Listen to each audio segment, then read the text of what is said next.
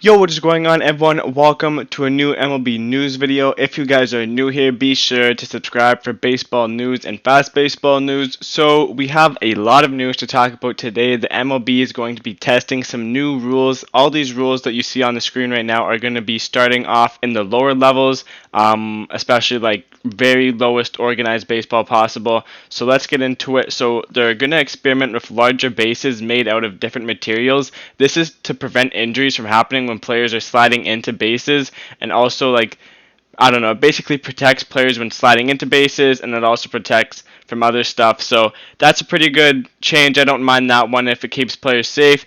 And then they're also, this is the big one, defensive positioning restrictions. So the rule that they are going to test is restricting the shift, basically.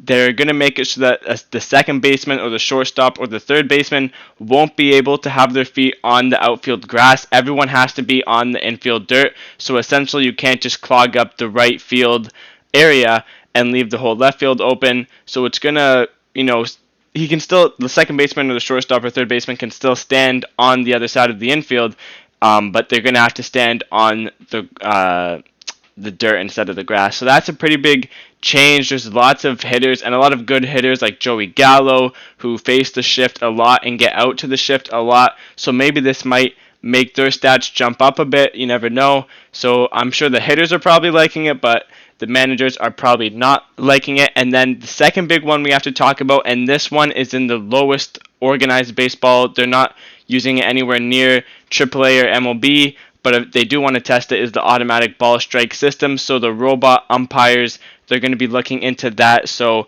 you won't be able to argue balls and strikes, and that will probably put some home plate umpires out of jobs. I think they still want to keep the field umpires, so you might still get a bad call at first base, but the home plate umpires, maybe in a couple years, maybe by 2023, 2024, might not be around anymore. So I know some hitters and pitchers are probably happy about that, but it also, some people are saying that it takes away from the authentic game. So there's mixed opinions about it. And then another big one, these are all pretty big ones, is the pitcher must step off to attempt a pickoff. So it would take some adjustment from the pitchers. I feel like some of them will probably be able to get used to it, but some pitchers have really good pickoff moves right now that they might have to alter in order to comply to this rule, and it might mess up their pickoff performance. And then the 15-second pitch clock, so they just don't have as much time as they did before to get the pitch to home plate.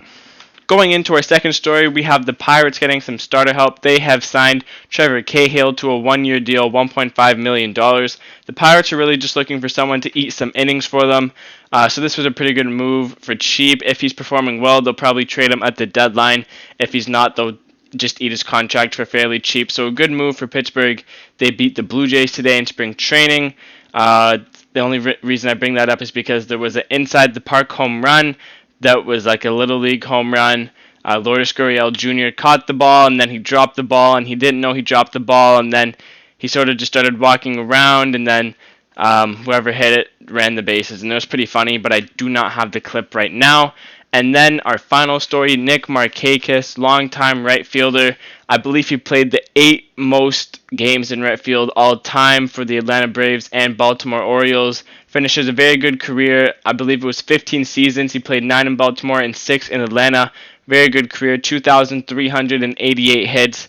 All-around good player. Probably not Hall of Fame worthy, but all-around good career. And Atlanta has some money coming off the books because I think he was on a pretty big contract left over from Baltimore. Could be wrong about that, but a good career for Markakis, and he was probably one of the best right fielders in the modern era offensively.